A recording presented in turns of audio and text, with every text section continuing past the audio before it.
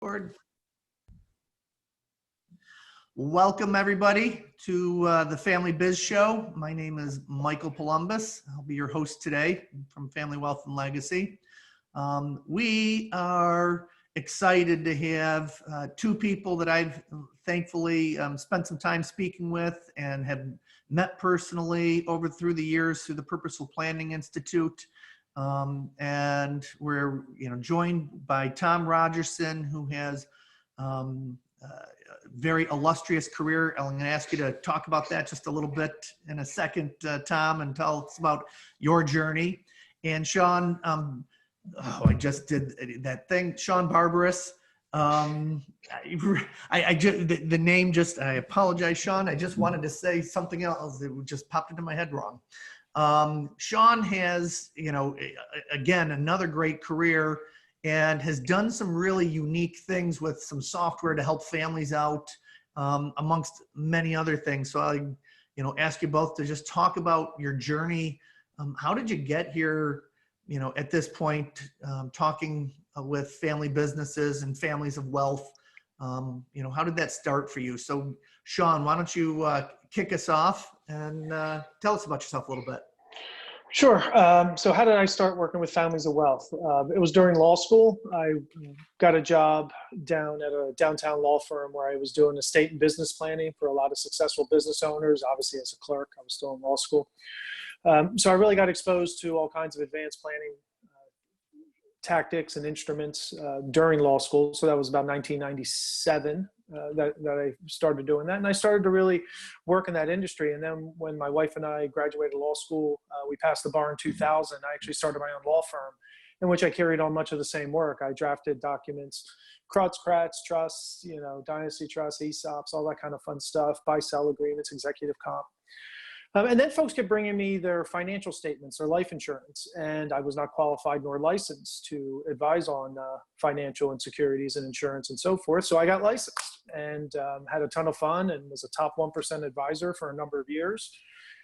Started a financial services company from scratch with two partners. It was just the three of us. We grew it into 76 registered reps, over 220 brokers around the country. And then I left. I realized there was a hole in the middle of the professional planning donut through personal experience of working now with hundreds of high net worth and ultra high net worth families. And I wanted to hire researchers at Premier Planning Group at our financial services firms. And my two partners kind of shied away, thinking it was a little too time intensive, a little too expensive. So I respectfully sold my third in the business and I started my current company, More Than Money 360. And we hired researchers that came back to us and highlighted the issues why wealth transfers fail. And then we surveyed the market. It was a very consultative market, very time-intensive market, a market that required people to be in the same place a lot. And I thought that wasn't completely congruent to the busy, geographically dispersed lifestyle. So we did. So we built our first version of the technology in Q4 of 2007. And right now we're launching our fifth version in September. And it's been no holds barred, full steam ahead ever since 2007. So we're excited. That's a little bit about my history at this point, and I'll turn it back over to you. Thank you. Thanks, appreciate it. Tom, take a second, introduce yourself. Sure, yeah, Tom Rogerson, and my background really started with a family history. On my father's side, my great-grandfather was a very successful business leader in Boston, became the president of Boston Safe Deposit and Trust Company, grew to be the largest financial institution in the Northeast by pretty much any measure, and started a foundation in Boston that right now has a little bit more than $1 billion in it. So he was doing pretty well, even by today's standards. His estate plan was designed to get the bulk of the money down to the family. I'm his great-grandson, and it's gone. Not because of bad investing or bad planning. We had phenomenal planning and he owned an investment management company. I mean, you can't, and it's gone because of how the family operated. I'm not saying anything bad about the family when I say that. Wonderful, loving, great family, but we didn't know what to do differently, and we fell into the trap that most families fall into. So I started when I first got out of college. I started in the financial service industry and worked at Merrill Lynch and Kidder Peabody, but I was helping more on the planning side. I became the national director of estate tax planning for a couple of Wall Street firms and wealth management firms. But going back about 30 years ago, I started looking at the research of why families were failing, and it had almost nothing to do with the quality of the investment management. had almost nothing to do with the quality of the estate planning. It had almost everything to do with were they preparing the family. And so I started adding what I would now call family governance to what I was doing back then.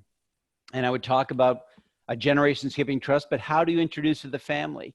And people were much more interested in the how do you introduce these things to family than they were about the planning structures themselves. So that became my focus. And I now have had a chance to run family meetings for over 260 families now, in helping them get started in this space. And I've done surveys of an additional over 200 families on top of that.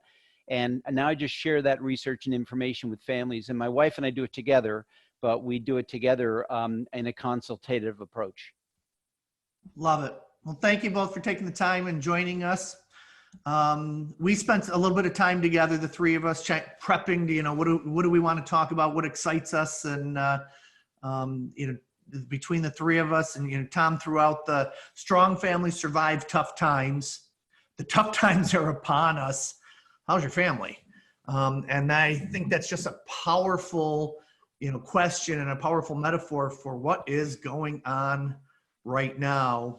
And, the first point that we, that we talked about was the fact that, what are the things that strong families do differently than families that don't? And the strong families major in the majors. And so I guess let's start there. What are the majors? Tom, why don't you kick us off on that, and then Shawn and I will, bounce back and forth with you a little bit on, where that takes us. Sure. Well, yeah, the title, first of all, comes from, I've been doing this for quite a while, and we've gone through a number of issues before. And so I use that title to indicate to families that strong families do survive through tough times. I mean, in the surveys of the 200 plus families that we've worked with, those families, almost all of them have survived through over 100 years of difficult times. And by definition, that means they've gone through the epidemic that we had before, the Spanish flu. They've lived through world wars. They've lived through the Depression. Somehow these families got through some very difficult times, and it's very few that did, but what were they doing differently? And I think the most interesting thing I found more recently is when, or at least the reception we've gotten from explaining to people how it is that this happens. And most wealth in this country is actually first generation wealth. And those people often grow up with a middle class or maybe blue collar working class background or lower middle class background. And the way I would describe it, they grew up in a tremendous environment of interdependence. They had to work together. When Johnny wanted to borrow the car on Friday night, everyone got involved in the conversation because it's the car. When Jill wants to go to college, everyone gets involved because if she goes to college, our lives are all going to change. And they learned interdependence. They often shared a bathroom in the morning. They often had summer jobs and shared, the environment at home. They learned, they didn't like it, but they knew about each other. To know and to be known is a very foundational human characteristic, and they did know each other better. Well, if somebody in that family succeeds, they want to get away from all that hardship.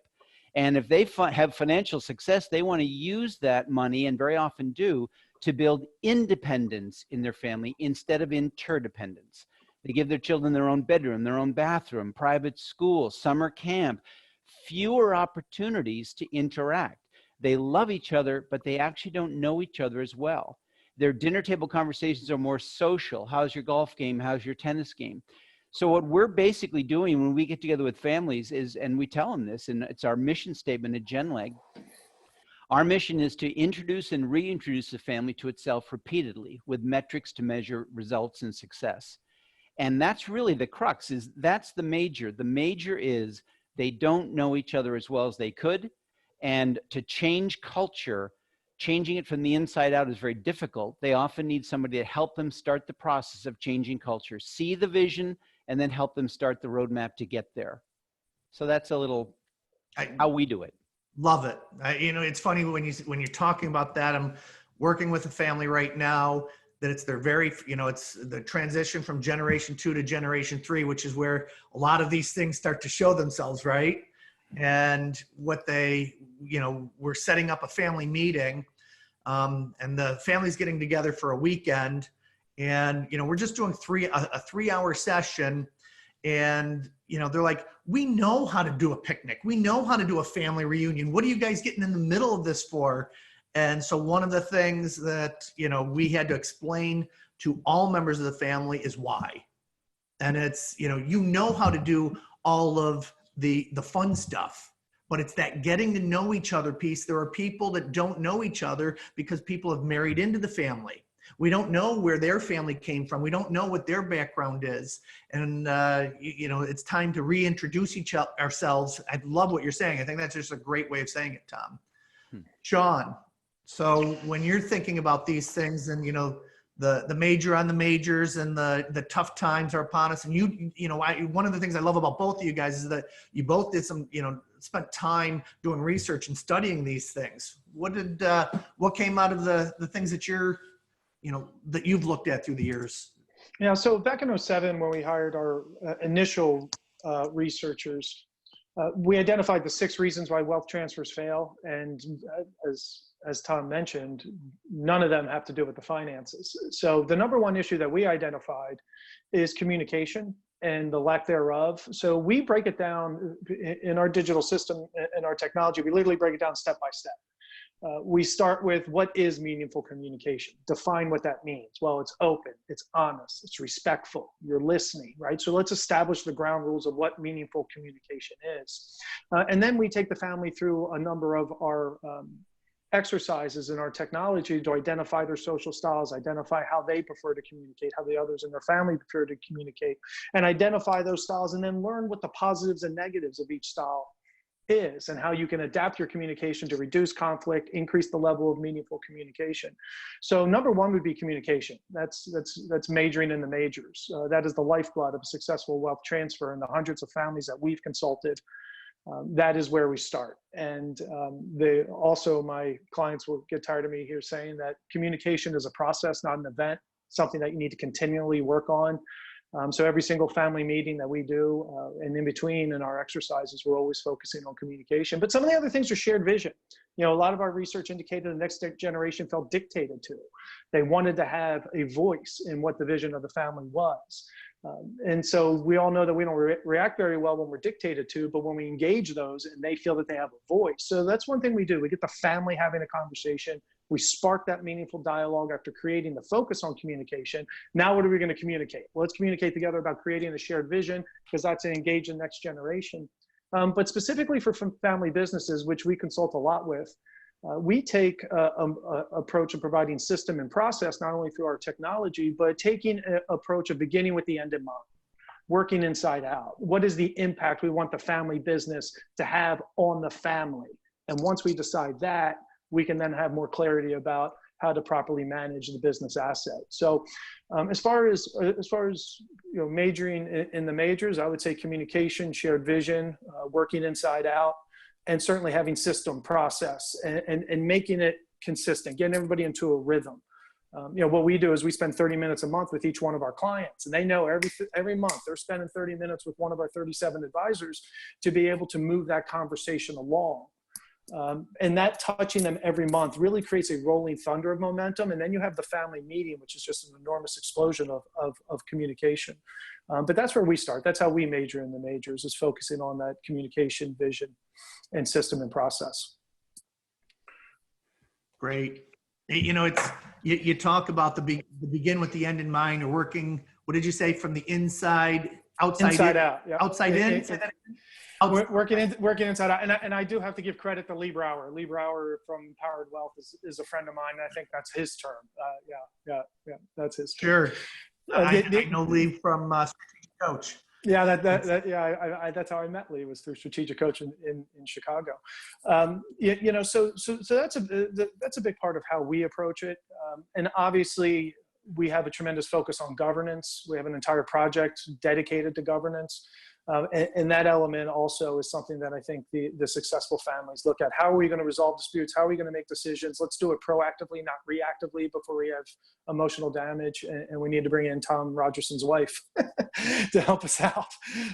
So yeah, for sure, that's a big part of how we approach it. Wonderful. Yeah, I'll give you an example of how some of this can come together in a family. we had a chance to do some things with the Green family of Hobby Lobby fame. And when we met with them over a 3-day period of time in Oklahoma City, we met with Mart the first day, the son, one of the sons. And Mart was talking about the fact that they have a family meeting every month and everybody comes. And they take it really seriously, and they have a celebration of everybody had a birthday that month, and but I don't mean just birthday cake and a hat and everything. They really acknowledge each other, and they talk about what do I respect about you and like about you, and you know, really they really spend time, and they do some philanthropy during that monthly meeting and all. And it just sounded, the team building activities that they do are really profound. And so the next day I was talking to David Green, and David said, you know, we've only had 3 family meetings in the history of our family business. And I said, David, wait a minute. Yesterday, Mart said you have a family meeting every month. He said, oh yeah, he's talking about the meetings where we focus on building strong family. I'm talking about the meetings where we talked about money in the business. They only talked about money in the business 3 times. And I can tell you what those were later, but they're really powerful. But he said the 3 meetings where we focused on the business and the money and what we had to do, transformative things we had to do in the business, those went well because of the monthly meetings.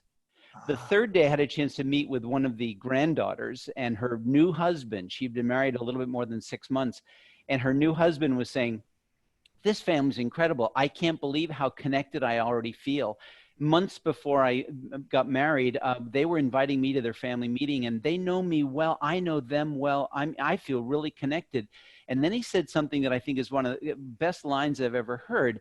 He said, in those meetings, we build the bridge of trust and grace so we can drive the truck of truth over it. And that to me is really talk about a foundational issue. Communication is really important. But the biggest reason that families say they fail is due to lack of trust around group decision-making.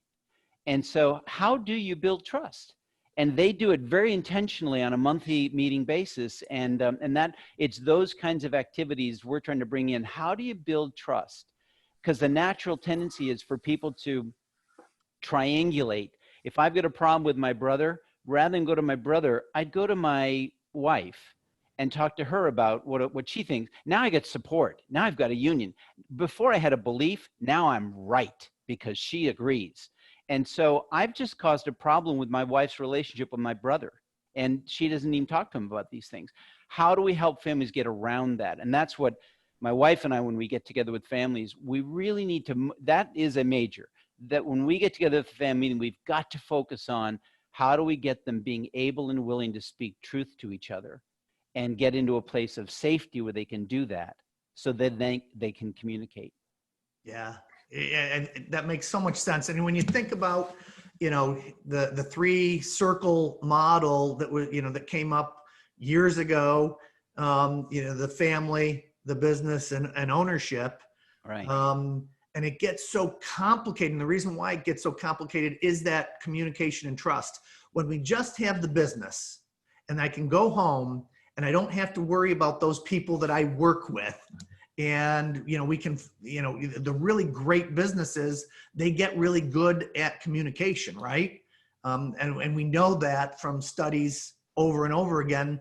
But within the family, we have those dynamics that go back to the time when, remember when, you know, you stole my Barbie doll and smashed it up, and, you know, all of the things that have happened for years that make it so much more difficult to kind of, you know, peel back the onion and get to the truth. As you said, you know, I love that analogy of we need to build, what did it say that again? Build the bridge of grace and trust so we can drive the truck of truth over it. And I just love that. That is and I've got so many families focusing on doing exactly that same thing. Phenomenal. So let's just kind of summarize these things. If you had to go through, Shawn, you know, there's the majors. You said there were 6 things that everybody should be focusing on. Let's hit those 6 things from your perspective. And then Tom, if there's anything that you want to add to those, that would be helpful. Well, I mean, we identified 6 reasons why wealth transfers fail. That's what it was. Yeah. So, gosh, let me go through them all. Lack of meaningful communication, lack of transparency, lack of trust, lack of a shared vision, lack of system of process, and lack of governance are the 6 reasons why wealth transfers fail. And that's why we created our technology, and we created projects around each one of them. One is values, where we have 5 deliverables focused on values. One's legacy, one's governance, one's gratitude, which is our philanthropic project. So we built those around those pillars as to why wealth transfers fail, so we can mitigate that risk for families as best we can. Love it. Tom, anything on the and at the same time, though, which I think is critically important, not only help them mitigate the reasons why wealth transfers fail, but fit that busy, socially distanced, geographically dispersed lifestyle. We have found lots of ways in our 13 years to make family meetings more efficient, more impactful, and more purposeful as we've gone through the years. And we continue to fine tune and use those, but moving everybody towards that family meeting, which really is that wonderful blast of communication that you referenced earlier. Perfect. Tom, anything to add to the majors? Well, I think one of the big majors that many of the entrepreneurs are particularly interested in is the notion that entrepreneurs recognize they grew up in an entrepreneurial incubator. That interdependent environment that I was describing of a working class background is an incubator for entrepreneurship. And that's a culture that's quite different, because those very same people that grew up in an entrepreneurial incubator raised their children in an entrepreneurial kill zone. And they don't know why, they don't know differently. And so to help them understand how to reintroduce an entrepreneurial incubator mentality, we call it having a familyness culture linked to an entrepreneurial mindset. And what would that look like? Because that is a very different dynamic. I'm teaching a course at Gordon College on family governance, this very topic. But that's a major portion of the course, is how do you create an entrepreneurial environment and decision-making process at home? Because as was said earlier, the crux of the issue, the number one biggest reason that families fail is due to lack of trust or on group decision-making. And yet, if we build an independent family that it separates and doesn't know each other as well as they could, those are the very same people that are theoretically going to take over the family business when mom and dad are gone, but they have no experience at working together. So we're trying to reintroduce. To me, it's that families often are focusing on avoiding conflict, and they avoid until it explodes in their face. Well, how do you set an actual process of practicing and managing conflict? So when something of more significant consequence comes to bear, you can handle it. And that's exactly what the Greens are doing on those monthly meetings. They're creating the bridge of trust. So when they have the major crises, they actually can communicate in a trusting, honest way and get to that place of transparency. So, but they are a very entrepreneurial mentality in their family. And that's a culture most families don't know how to do. Got it. From there, we've hit on them several times. We talking about the family meetings. Let's dive into family meetings a little bit more. Why are family meetings a necessity? And what are the aspects? What are the right tools? What are the right things that have to be done in order to conduct a meaningful family meeting? Tom, why don't you kick that off if you don't mind? Sure. Yeah. Basically, in the surveys we've done and the studies we've looked at as well, families that are having family meetings succeed, and families that are not having family meetings don't. I mean, if you want to fail, don't have family meetings. And a family meeting is not where you talk about the money. It's where you focus on building that sense of who we are as a family. So, that's like the Greens. I love that. They had 3 family meetings where they talked about the money, and they have monthly ones for years that they focus on the family. But what we created was a 6-step process to help them get started in family meetings.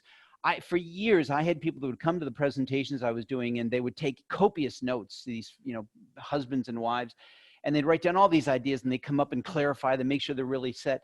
And I later on, I figured out what they're doing. They're taking all these notes to go home and implement these things to their family. Well, they may have the right message, but they're the wrong messenger. And so what we came to realize is they often need somebody else to come in and help them get started. So we created what we call the 6-step process to healthy family governance. And the 6 steps are what we take a family through in the family meeting process.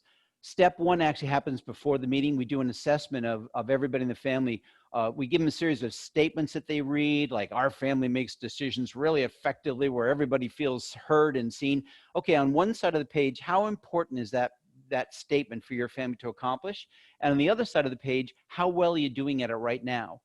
They send all those to us, we tabulate them, and then we have a chance when we come to the family meeting to share with them, by your own admission, here's where the biggest gaps are that you as a family say you want to work on. These are really important items that you're not doing as effective job as you'd like. So let's focus on those because they're the ones relevant to you.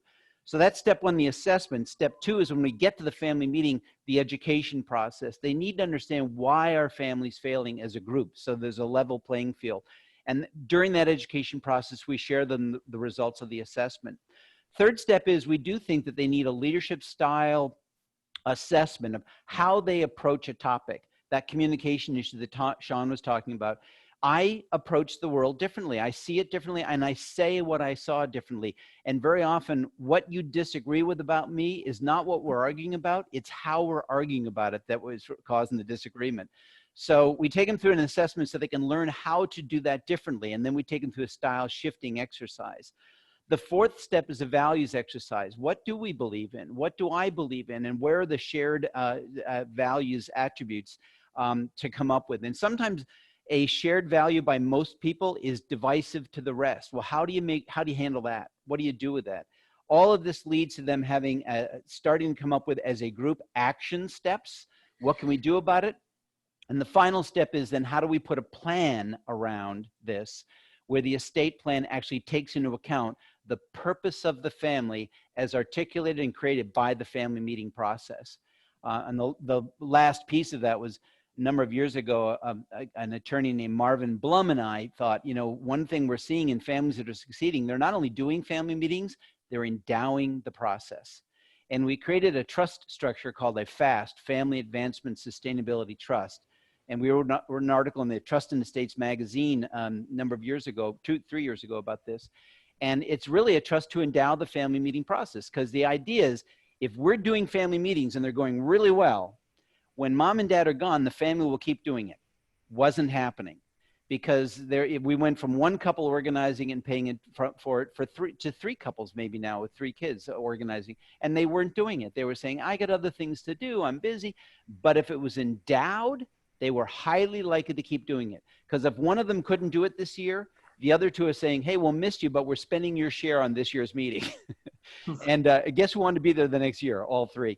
And so endowing the meeting turned out to be really important as well. But that's what we think a family meeting process should look like. Our role is to work our way out of a job. We want them to pick up the ball and run with it, but we find that usually takes 2 or 3 meetings before they're ready to do that. Love it. I'll share with you, the Palumbos family does Palumbos Family Vacation, and we've been doing it now for 20 years. And I have siblings. We were all over the country, and we would get together, and so the cousins could meet, spend time together as we were doing things. When I talked about that next level of communication, my father was like, no, this is just vacation. This is, we're not adding any of that fluffy stuff in, Mike. But on the other hand, he did endow PFV, as we call it, Palumbos Family Vacation. So that will be endowed for many, many generations. And so one of the conversations I had with the family was, if we don't learn to communicate, even though the money's there, do you think that we'll continue to do a good job of deciding how to make these things happen? And so this year we have a specialist coming in for PFV to talk about disc profiles and communication systems and how that works within our family. So we're taking the one out of your page. I appreciate that. Shawn, you have your system is all designed for family meetings. Why don't you walk us through? You have the 6 different pieces to that. Tell us some more about how that works to make those family meetings, meaningful and much easier to conduct, to conduct. Yeah, and Tom and I are old friends. We've had this conversation, and I respectfully disagree with a little bit of his business model. A lot of that work, assessments, explaining why we're together, we do ahead of time. So we noticed a few things. I interviewed Roy Williams back in 2007, God rest his soul, and I talked to him about some of the things that he found when we identified the reasons why wealth transfers fail and family meetings, like just as Tom absolutely correctly alluded to, are the best way to help mitigate wealth transfer failure and attack those 6 reasons. I interviewed Roy for some time and asked him, what are some of the things that you'd like to see better happen with family meetings? And he highlighted that much of the next generation comes in very guarded, not understanding exactly what they're going to be doing during that time. They don't really feel like they've had a lot of input. And him and I had a very extended conversation over a course of several months as to how we can get the next generation more engaged right out of the gate. So what we've done actually is before we even engage with a family, we complete our digital assessment, and it's 40 questions. It tells us where they're weak, where they're strong. So we know exactly what their baseline is, if they even have a need for our More Than Money 360 platform. So we start with that before we even engage with them. So we complete that assessment, and then they say, yep, let's go. So the first thing we do then is we get the entire family together on a Zoom meeting. Again, we're very attractive to that busy, geographically dispersed family. So we do a lot through online meetings, and we have since 2012. So we get everybody on a Zoom meeting. We have a presentation we do. We call it More Than Money: the what, the why, the how. What the heck is it? Why the heck should I care? And how are we going to do this? So we get the family on the same page from the very beginning as to why they're even embarking on this journey, on this conversation. What the heck is it? Why is it important? Well, you're going to lose all your money. Your family unity is going to break. The intangible assets of the family is going to be gone. And then how are we going to do it? Well, we're going to invest 30 minutes a month, which is what we immediately go into after that presentation. And depending on which of our projects we're on, we spend 30 minutes, we identify a social style, we identify the core values, we identify the shared core values. We set a 3-year vision, and we do all of this prior to walking into the family meeting. The other thing that we do that I think really just lowers the guard a lot is after our 4 30-minute consultation in one of our projects, we propose an agenda for the family meeting, and we show it to little Johnny, we show it to little Susie, we get all their input, we show it to mom and dad, grandma, grandpa, whoever's invited to the family meeting gets equal input as to what's on that agenda. So that gets buy-in, that gets engagement. So then when we walk into the family meeting, we've done all the assessments, we've done all the pre-work, and now we have an agenda where we can sit down, eyes up, and communicate, look one another in the eye, and really have an impactful family meeting. So we do a lot of pre-work. Really, we take a very practical approach. If you have an important meeting, whether it's at work, church, family, you prepare for it. And that's what our technology allows us to do. And that's a big way that we're a little bit different. We completely concur that the family meeting is essential to multi-generational success. But we just prepare for it a little bit different way. And we try to keep our family meetings shorter and far more impactful, 4 or 5, maybe 6 hours max, and leave with a lot of clarity and momentum as we jump into the next project. Great. And that's one of the nice things about the world that we live in is, we can have different ways of doing things, and still be effective in what we're doing. I love, sure. Shawn, I love your software. Thank you. And as we've talked about it before, have not had the ability to tap into it. And I think I just found a way that might happen. And I think for some families, that is going to be super powerful to deal with. The flip side of that, though, is I found some families that unless you sit them down and bring them together and make these things happen, without, they're not going to show up for the 30-minute meetings to invest those things. They need that big reason to all be there. And I think Tom's, method of doing that brings a lot of those families together. I've got one in my head that I'm just thinking about. And if I ask them to show up for a 30-minute meeting once a month, I'm going to get about 50% buy-in. Nobody's going to do the work. And I really need them to do things differently.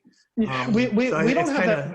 We don't have that problem at all, because we set the expectation in that initial Zoom meeting where we go through the what, the why, the how, that this is what we need from you. And I will say, I need approximately 8 hours from you over 6 months. If investing 8 hours over 6 months, including the family meeting, is too much time for you to invest back into family unity, creating a shared vision, et cetera, then this isn't for you.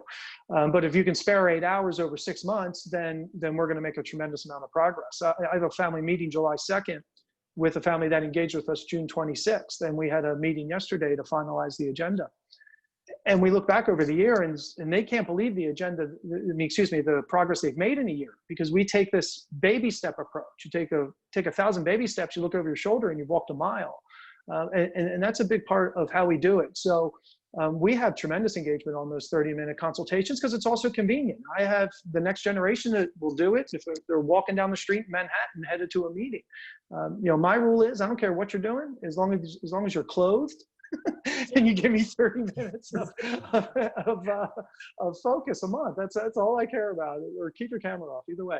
But no, we have tremendous engagement on the 30-minute consultations, because I think once families go through our process, they realize how impactful that time is. When we get to the family meeting, we really hit the ground running with guards down and communication up. So yeah, we have a lot of engagement on those at this point. Great. And maybe it's, as we all say, we come to everything that we do with our own biases. So maybe it's just, my biases in terms of looking at the family and how I think that they learn. Tom, is that your family behind you now?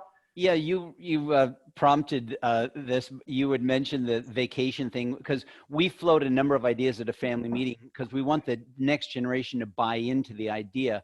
But one of the top ideas that the next generation often buy into, that they want, and then they own it, but was this idea of a family vacation. And we started this years ago with our family. We gave our children a budget, and we let them plan a vacation. And after they planned it, they would then invite us, my wife and me, to go on the vacation that they planned. And I don't want to let them control my retirement account. And if I owned a business, I don't want them jumping into running the business yet. But what's the worst thing that they could do if they plan a vacation? And this last year, this is the vacation they planned on budget. And we went to Costa Rica. And on this is Christmas Day, we were taking surf lessons. They lined the whole thing up and they invited us to go. It was really funny. Was they got round trip tickets from Boston to Costa Rica for $200 per person. Wow. We have a friend from a close town in Hingham that they spent more than our family spent on our entire family per person to get them down to Costa Rica for the same week that we were there. So they learned a ton, but they've done this over time. They've learned a ton about each other and how to do things. And the reason this often comes across better floated by an outsider, I'll give you an example in the philanthropic area. I was going to do a family meeting for a family, and I was talking to the parents ahead of time, and I asked them, hey, is there an amount of money you'd like them to give to charity, or you'd be willing to let them give to charity that I could talk about? And they said, yeah, we thought about that on the way here. We want them to give away about $30,000 a year out of our foundation. And I said, great, would you let me float that number at the meeting? And they said, oh, no, we thought about that too. We actually, you're going to love this, Tom, they said. We're going to engrave that number in wood, and we're going to wrap it up in a box and put a ribbon over it. We're going to give it to them as our gift. I mean, we're going to have tissues out. It's going to be really powerful. So I talked to them about it, and they finally said, wow, you're right. That would be a bad idea, wouldn't it? And I said, yeah, I think that'd be a bad idea. And because why is that a bad idea? Because what they recognize, if they wrap that number up and put it in a box, who chose the number? Who chose the number? Yeah. But what to do. If I get to float the number and say, what about your family? What if your parents had, I don't know, $30,000? We're going to let you give to charity.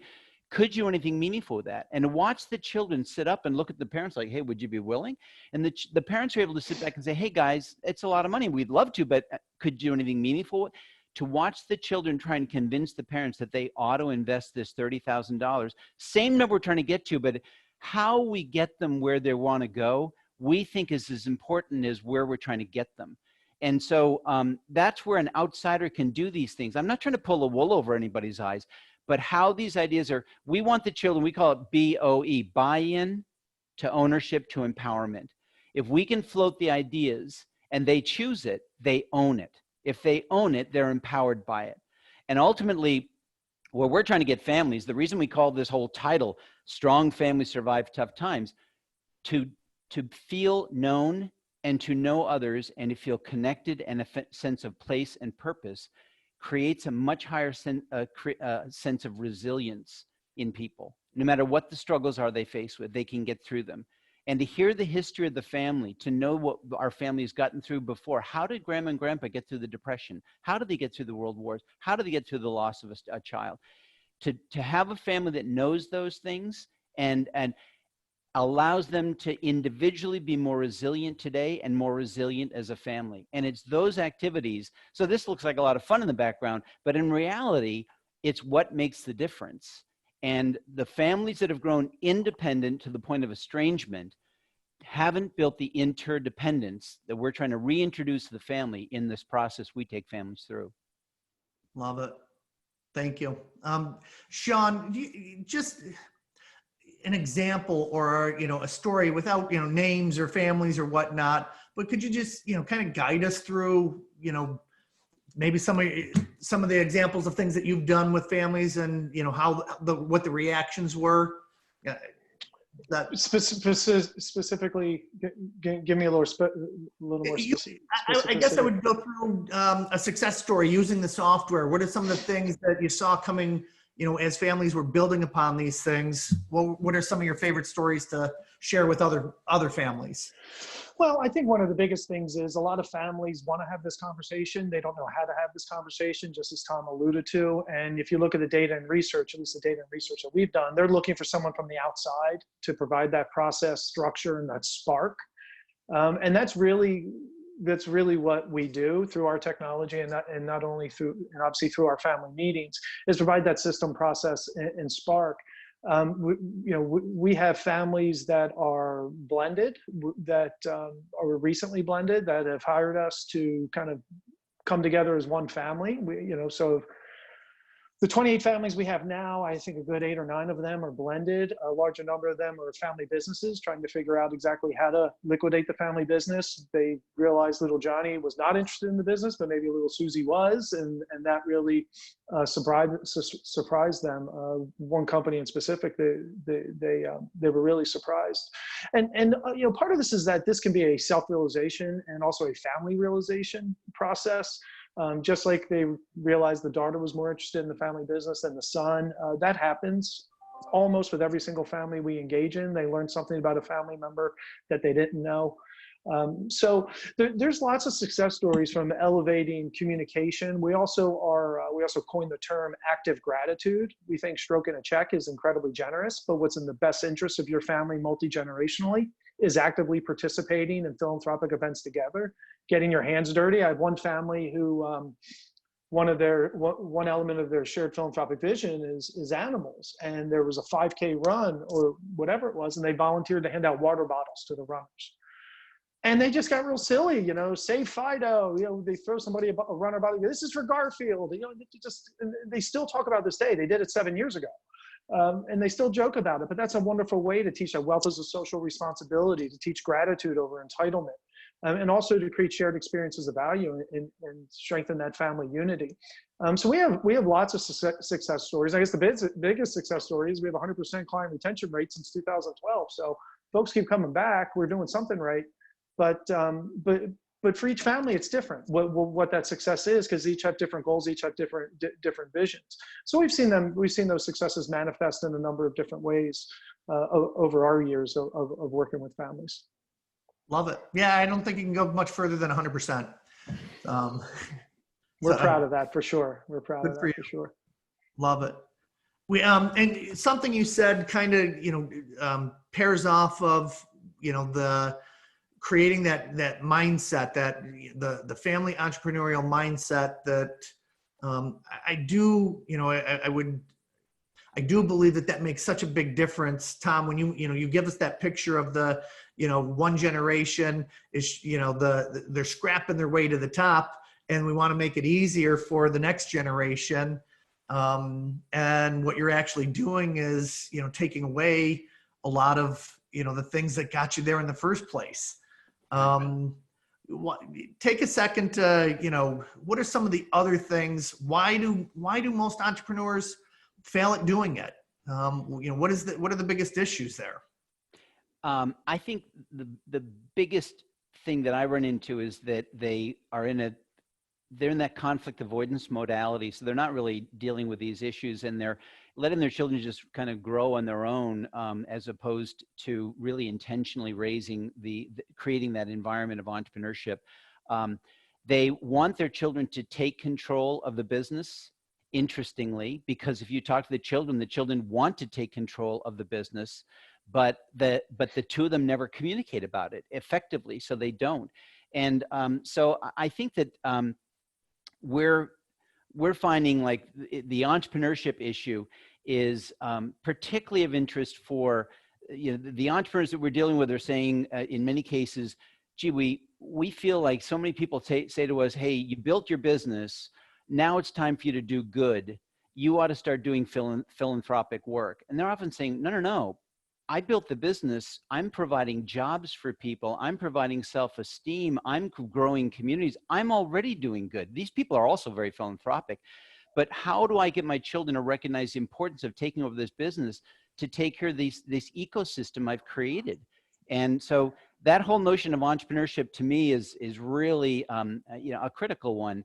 And the culture of it, I do some work at Babson College, and the course I'm teaching right now at Gordon College is on that notion of how do you create an entrepreneurial culture? And it's different than most parents would automatically create. And so we view it that we're in that entrepreneurial endeavor, coming up with lots of activities that we let the children engage in so they can start to make decisions, learn how to make decisions at these lower levels that have consequence, so they can work their way up to the bigger decisions over time. The vision we use on this is kind of think of railroad tracks going off into the distance. As railroad tracks go off into the distance, it looks like if they go out 100 miles, it looks like they come together eventually at the horizon, at the vanishing point. Well, that kind of creates three different things going on. We have the right-hand rail, which to us is the family business and running the money and taking care of the assets. There's the left-hand rail, which is focusing on the family, and there are cross ties that bind. The cross ties that bind are the activities they can do to help people transition from the family activities to the business activities. And they're very meaningful. Family philanthropy, family vacation planning, family meeting agenda planning, all kinds of activities that can be the cross ties between the activity of building the sense of family and the activities of working on the business. That's an entrepreneurial incubator structure that we're talking about, leading people through activities to get to the business side of the equation over time. I don't know if that's helpful, but. No, I love that. And I think that's, one of the things that if I look back at Palumbos Family Vacation that we haven't done enough of is, mom and dad have pretty much done most of the planning. And there's a lot of things, that we can do differently. And tonight we have a Zoom meeting where we're creating our first set of committees to allow, other people to do pieces of the planning and kind of break it up into different groups. So I definitely appreciate that. It was their baby, you know what I mean? So for them, it was like, kind of like the business when you think about it. It's that, they didn't want to give it up, right? And they endowed it so that it would stay there. But if we don't know how to talk about it, if we don't know how to make these things happen ourselves, what's going to happen when they're not here? Mm-hmm. Shawn, when we talk about family entrepreneurial mindset and, like you said, you're dealing with a lot of family businesses yourself. What does that mean to you? Where do you see, how, I can immediately see how MTM, 360 would do some of those things, but do you want to spark on that a little bit or noodle on that with us? Well, in our Governance 360 project, one of the deliverables is the family bank that we use to incentivize entrepreneurship that is consistent with the family core values, the shared core values, and the shared vision that we've already established in the previous projects. So we want to incentivize that entrepreneurship from the next generation, whether it's, starting a lemonade stand and you need to write it on a piece of paper and crayon, like just get in the habit of presenting your ideas, why it's important, the impact you want to make, and getting them to think that way at a very young age. What are your supplies? What are your costs? What are your, just getting them to think as business folks, as soon as we can. So one, we incentivize it through our governance project and governance entities, which I think is always very helpful. Then obviously it can continue to grow and get more serious as the next generation gets older. But we try to establish that from the very beginning. At a minimum, establishing a family bank gives a mechanism and again incentivizes the next generation to think in an entrepreneurial way, excuse me. That's the way that we approach it. We very much approach governance from being a proactive versus reactive stance. Now we can get a lot more positive results if we're proactive about governance and being reactive to a problem or an issue that we're concerned with. Being reactive, we still have success obviously doing that, but it's our preference to try to attack these issues from a proactive perspective, so we can mitigate any potential strife and also encourage the behaviors that we want to encourage. And that's a big part of integrating our values with our valuables. And we do a lot of that in our Legacy 360 project. And that's a big part of, okay, we want to incentivize specific, purposeful, positive behaviors from the next generation that are consistent with our core values, our shared vision, our family legacy mission statement that would help families create and write, so that we can then get those behaviors from the next generation. So we integrate values with valuables, we integrate values with the actual planning, and we certainly have a specific governance instrument dedicated to entrepreneurship and encouraging that entrepreneurship and getting the next generation to think like entrepreneurs from a very young age. So that's our approach and how we attack it. Love it. Let me just, you used the word family bank. And I think some of the people listening will hear that and say, what in the world is that? Mm-hmm. So you spend a second to talk about that, if you don't mind.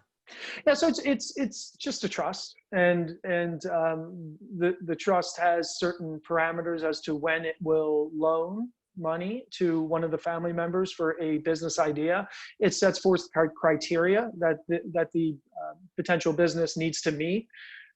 Fun things, not fun things, but impactful things like, okay, you're gonna donate 25% of your profits to fill in the blank charity, and things that are required from the family bank that again are consistent with the core values, the family vision, and so forth.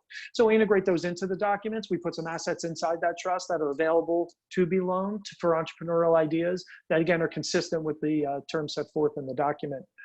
So it's just a trust that has specific language in it to encourage entrepreneurship, but responsible, purposeful entrepreneurship. And again, we talk a lot of that about, we do a lot of work with the UN and the Sustainable Development Goals and integrating that into their finances. We don't manage the money. We don't do any of the financial stuff, no product or investments or anything along those lines. We just do the MTM 360 piece. But we spark that conversation so that their team of professional advisors can integrate that into their existing planning as well as the entrepreneurship piece as well. Great. I remember the first time I heard the term family bank and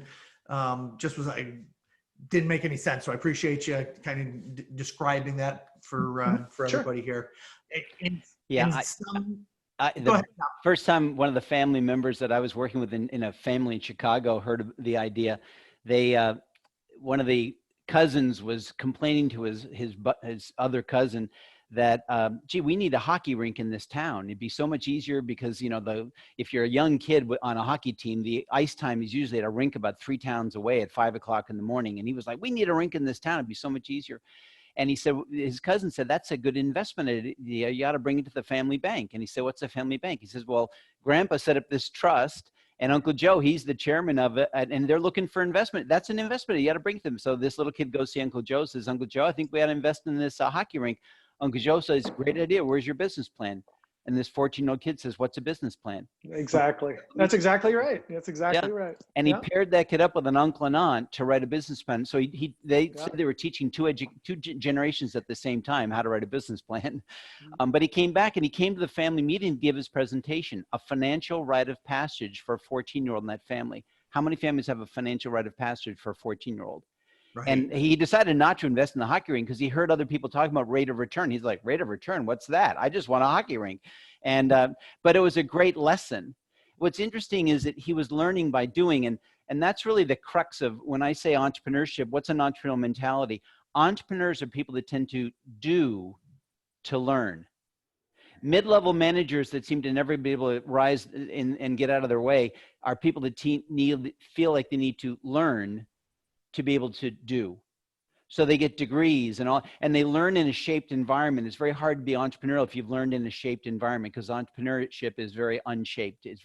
So how do you create an environment of doing to learn? And these are all examples of, when I say, creating an entrepreneurial mentality, how do you do that?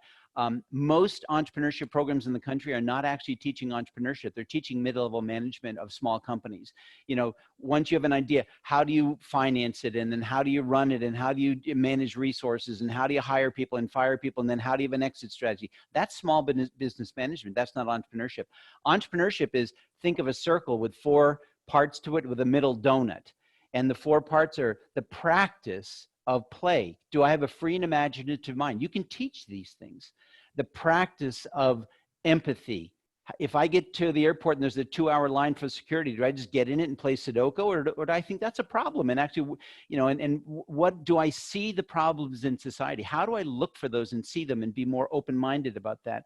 Thirdly, the practice of creating a solution to this problem that hopefully you've seen, that, in your free and imaginative mind. And then finally, the fourth corner of that is the practice of experimentation. Can I try and fail? Is that okay? And learn and try and fail and learn and try and fail. Oh, and succeed. And then the middle of the donut is the practice of reflection. So we're constantly looking at those things. If a family has that mentality about everything that they're embarking upon, they are working and thinking very differently, communicating differently, but they're in an environment of trust and relationship around group decision making. And that, to me, is, again, you started with majoring the majors. We're ending with major majors. That's majoring the majors and getting to the right place, hopefully effectively. Love it. Thank you. Hey, we're running out of time here. Any parting words from either of you that you'd like to share? And then if you would share how people can reach out and contact you if they would like to. Tom, go ahead, buddy. Sure.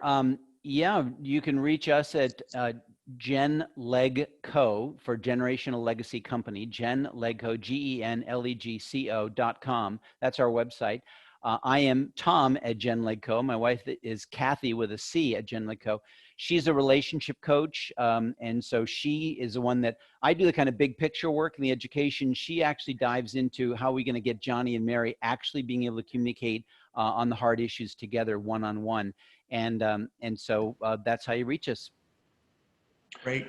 Thank you. Thank you. So for me, it's Shawn, SHAWN, at MTM, just like that.